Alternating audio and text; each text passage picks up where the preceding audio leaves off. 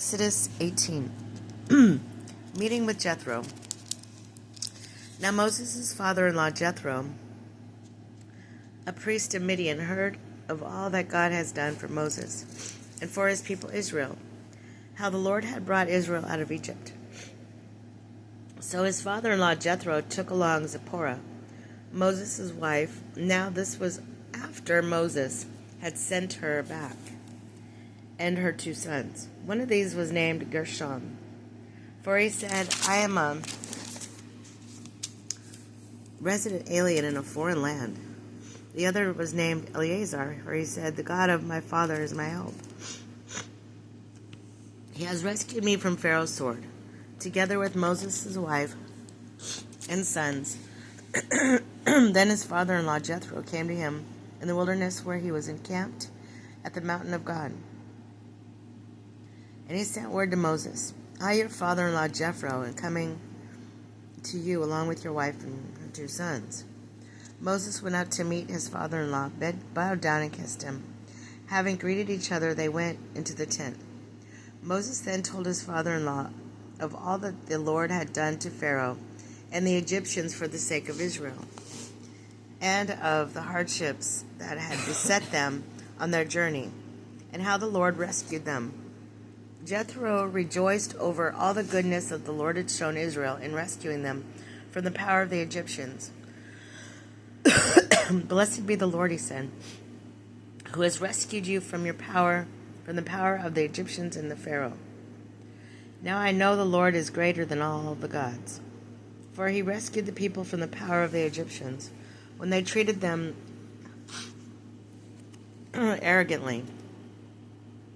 Then Jethro, the father-in-law of Moses, bought a burnt offering and sacrifice for God.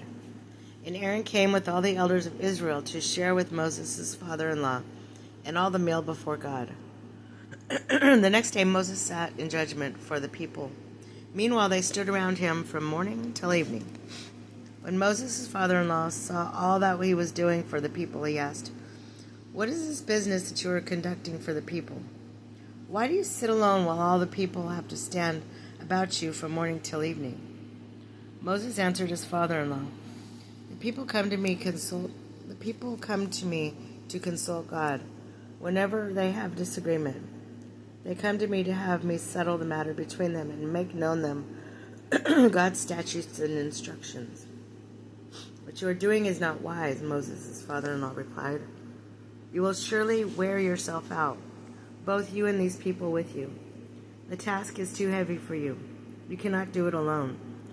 Now listen to me, and I will give you some advice, and may God be with you.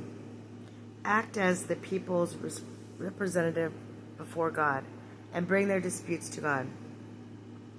Enlighten them in regard to the statutes and instructions, showing them how they are to conduct themselves and what they are to do.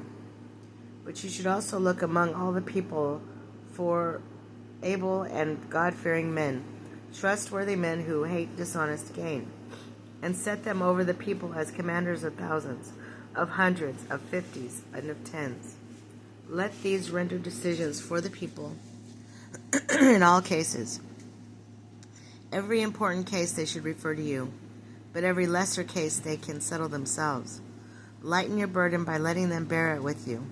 If you do this, and God so commands you, you'll be able to stand with the strain, and all these people too will go home content. Moses listens to his father-in-law and did all that he had said. He picked out able men from all Israel to put them in charge of the people as commanders of thousands, of hundreds, of 50s, and of 10s. They rendered decisions for people in all routine cases.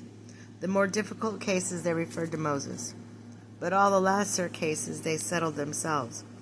Then Moses said farewell to his father-in-law, who went off to his own country.